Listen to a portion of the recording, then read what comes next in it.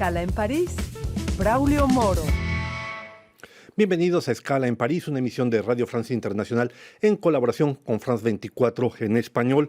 Racismo, antisemitismo, terrorismo, populismo son algunas de las amenazas que hoy acechan a la democracia a nivel mundial. A eso se podría agregar también el separatismo islamista que, cual jinete del apocalipsis, también parece estar rodeando a la democracia notablemente en Francia. Para hablar de esta problemática, de este cóctel político, cultural y social, invitamos en nuestros estudios a Michel Viborca, profesor de la Escuela de Altos Estudios en Ciencias Sociales en Francia, uno de los sociólogos más conocidos del mundo y que acaba de publicar su último libro, Por una democracia de combate.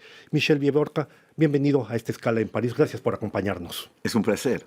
Michel Viborca, el presidente Emmanuel Macron presentó recientemente lo que él denomina su estrategia para luchar contra el separatismo islamista.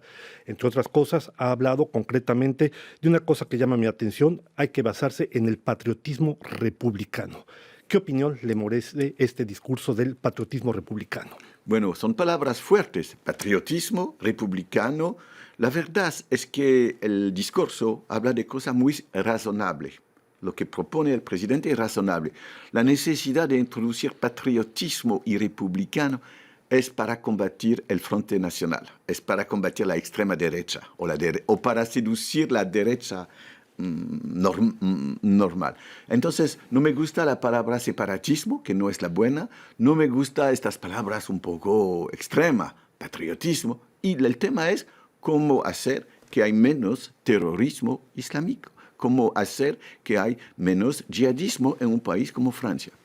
A este respecto, el presidente, por ejemplo, ha dicho que uno de los factores que podrían explicar esta polarización, este aumento del separatismo islamista, él dice, es el pasado colonial de Francia con el que la República Francesa no acaba de saldar sus cuentas. Sabemos precisamente que estuvo presente en Vietnam, que estuvo presente en África. Poco se habla de la utilización del napalm antes de los americanos, de los Estados Unidos en África. ¿Es esto lo que explica una parte de esta resurgencia, de esta emergencia de un separatismo tan radical que a veces recurre al terrorismo? Bueno, la Francia fue un país de colonización y es un país donde la decolonización no fue tan perfecta, fue muy difícil. El más importante fue la guerra de Algeria. Pero hoy ya eso es muy lejos de nosotros. Los jóvenes que viven en Francia no son la fruta directa del colonialismo. Tiene mucho que ver, pero tiene que ver también con la crisis de los suburbios, les banlieues, con el tema del desempleo, con el tema del racismo, con el tema de las discriminaciones, con muchas cosas que no son únicamente la decolonización, pero el colonialismo pesa mucho en el imaginario francés y en la vida de la gente, es verdad. Michel Viborca, entre los elementos que plantea el presidente Emmanuel Macron para luchar contra este separatismo islamista, él habla de la necesidad de reforzar el trabajo en las escuelas, en la investigación, desarrollar el árabe, y aquí me permito hacer el puente con el libro que usted acaba recién de publicar, que decíamos lleva por título Por una democracia radical, en el que usted insiste es necesario que las ciencias humanas, las ciencias sociales, retomen una parte de la actividad, de las responsabilidades que han perdido, de las cuales se han alejado y que implica que no reconocen, no han sabido adaptarse a la evolución de la sociedad. Bueno, el caso francés es extrema, no es el único en el mundo. Las ciencias sociales eran el centro del mundo en los años 60 o 70. Yo he conocido gente que viene de todo el mundo para escuchar a los grandes, a Bourdieu, a Derrida, a Foucault, a Lacan, a Althusser, a Poulanzat y tan muchos otros. Y después eso se acabó. El mundo ha cambiado y los franceses, las ciencias sociales francesas, un poco arrogantes, o los ingleses parroquial, un poco provincial, un poco incapaz de pensar el cambio mundial. Es un tema muy importante.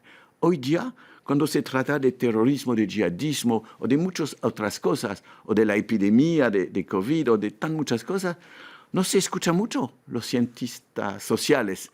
Se escuchan otros, se escuchan los que hacen sondeos, los periodistas, se escucha y otra cosa. Los negacionistas también. Sí, exactamente. Y lo que pasa también es otro aspecto de las dificultades de las ciencias sociales. Las ciencias sociales no fueron todas, pero fueron muchas de izquierda.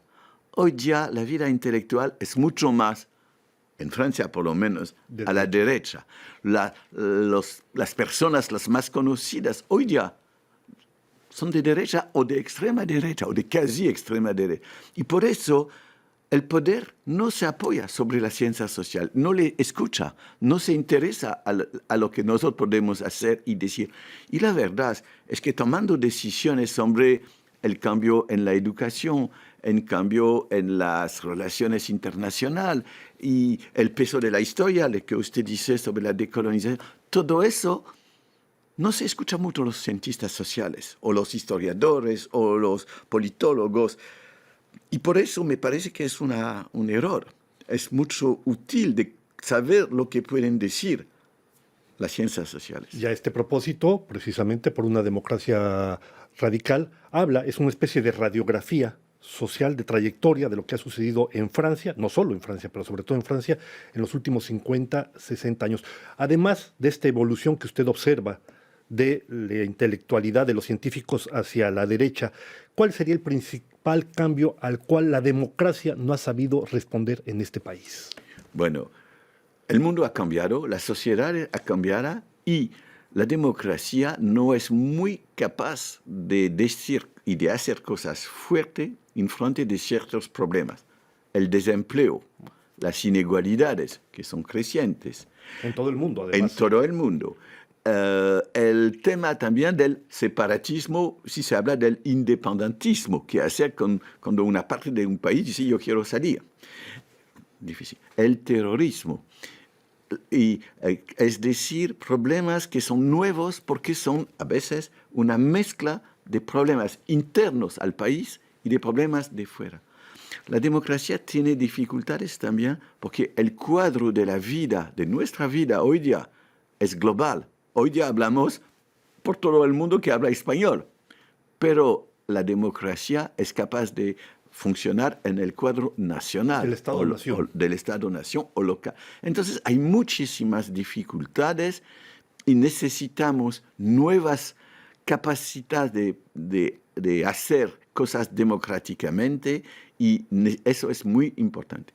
El segundo punto es que hoy día hay un deseo de justicia social y de igualdad y de democracia muy fuerte en el mundo, pero no hay las respuestas de los sistemas políticos que necesitamos. Los sistemas políticos, los actores políticos no son al nivel de las expectativas del mundo. A este propósito, uno de los temas que surge en estas nuevas situaciones, precisamente un nuevo crecimiento, desarrollo del llamado populismo que usted aborda en su libro precisamente. Y en este sentido, hace usted también referencia al populismo, por ejemplo, que se desarrolló, en América Latina a mediados del siglo pasado, con Perón en Argentina, con Gulag en Brasil. Hoy sabemos, existen nuevas figuras del populismo, notablemente el presidente Donald Trump, Jair Bolsonaro en Brasil, Erdogan en Turquía, por no citar sino algunos. ¿Cuál sería la diferencia, si es que la hay, entre uno y otro caso de populismo? Bueno, me gusta esta pregunta porque yo hablo de neopopulismo para que se entienda bien que hay una diferencia entre los regímenes de América Latina, por ejemplo, y lo que pasa hoy día. Los populismos hoy día no son todos, pero en la más importante parte de derecha y de extrema de derecha. Los populismos no son en favor de la apertura de los países, son para que se cierran. Aislacionistas. Sí, mucho. Bueno, los populismos o los neopopulismos de hoy día tienen discursos muy contradictorios que no funcionan bien cuando llegan al poder y son muy, no todos, pero son muy nacionalistas, tal vez más que en otros momentos en el mundo. Entonces, es la misma familia, claramente, pero los discursos tienen mucho que ver con no aceptamos la globalización. Eso es reciente. El populismo de hoy día dice que los problemas de migración son muy importantes. Eso no era parte del discurso populista de Perón o qué sé yo. Entonces, el populismo es diferente, pero lo más importante en mi análisis es que el peor no es el populismo. El peor es cuando el populismo no funciona más como mito, como manera de solucionar de manera abstracta, como alternativa los problemas. Cuando es un discurso que no me gusta, pero es un discurso que no funciona mucho. El problema es que cuando llega al poder, o cuando es cerca del poder, el populismo no puede más funcionar. No puede decir, vamos a ser los mismos y cambiar. No, tú cambias, tú eres el mismo. Y entonces el populismo, como mito, explode y viene el fascismo y viene la violencia, o tal vez la disolución, el autoritarismo, o tal vez la disolución del populismo. Entonces, para mí, lo importante es lo que viene después del populismo. El populismo nos dice algo como, algo va a ocurrir después. Pero, ¿qué va a ocurrir? Eso es el problema. Michel Viborca, estamos casi llegando al final de la emisión. Una última pregunta yo quisiera hacerle. La democracia por naturaleza es imperfecta, pero además vemos que hoy en día, a veces para luchar por la democracia se restringen derechos. Está, por ejemplo, la cuestión del crimen de solidaridad para luchar contra la migración. Está la cuestión del estado de emergencia permanente. Muy brevemente, ¿significa esto que ahora la democracia, para avanzar, para vivir en democracia, hay que restringir los derechos? Bueno, eso es lo que piensan, todo lo que dicen, que hay que introducir mensuras de excepción. Hay que reducir el poder de la justicia o el poder del Parlamento y que el poder ejecutivo tiene un espacio mucho más amplio. Pero la democracia no es eso. No se puede salvar la democracia con mensuras que no son democráticas o durablemente. Es el primer punto. El segundo punto es que la democracia es el único sistema en el mundo que se conoce hoy día que permite dos cosas. De un lado, de definir el cuadro general de la vida colectiva, que puede ser una nación, una república, poco importa, un país, digamos. Y del otro lado, de transformar los problemas, los conflictos, los temas que surgen en la vida colectiva, de transformar los problemas en debate y en conflicto institucionalizados, si puedo hablar así. Es decir, de discutir. Por ejemplo, me ha mucho interesado el tratamiento en el pasado de la Colombia. De Colombia. Pues estamos llegando ya lamentablemente al final de esta emisión. No me queda sino agradecerle a Michel Viborca, profesor de la Escuela de Altos Estudios en Ciencias Sociales en Francia, autor de este nuevo libro que publica, que se llama Por una democracia radical, su presencia en esta escala en París. Gracias, Michel. Fue un placer. Y a ustedes, muchas gracias por su presencia.